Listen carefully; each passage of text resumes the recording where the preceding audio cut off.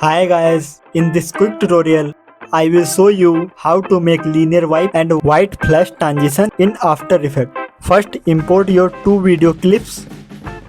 Now go middle of both clips and take a white solid layer. Now split it.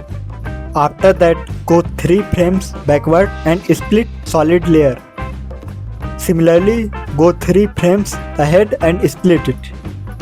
Now apply linear wipe effect on solid layer. Now put transition completion 50, wipe angle -90. Now copy linear wipe effect and paste it on remaining layer. Here put wipe angle value 90. Now our linear wipe transition is ready in just a few clicks.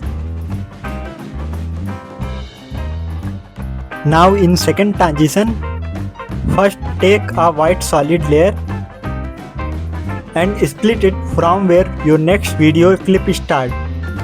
Now go first frame of solid layer. Here make opacity frame. Now go 30 frames ahead and split it. Here put opacity value 0. After that select both keyframes and easy ease. Now open your graph editor and make graph like me. Now our white flash transition is ready. Thanks for watching this. See you soon guys.